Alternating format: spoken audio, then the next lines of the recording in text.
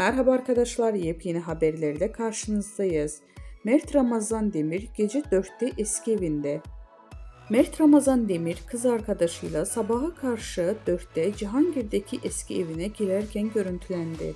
Cihangir'de oturan Mert Ramazan Demir geçen yıl sevgilisi Afra Saraçoğlu ile birlikte Ulus'taki bir eve taşınmıştı. Ünlü oyuncu eski evine geri döndü. Mert Ramazan Demir geçtiğimiz çarşamba gecesi saat 4'te Cihangir'deki evine girerken görüntülendi. Üstelik yalnız değildi. Çarşamba akşamı Cihangir'de giren Mert Ramazan Demir mekandan sabaha karşı genç bir kadınla ayrıldı. İkili Demir'in eski evine yürürken objektiflere yansıdı. Apartmanın kapısının arkadaşı anahtarla açarken oyuncu muhabirlerin sorularına cevap verdi. Evime geldim, iyi geceler diyerek içeri girdi.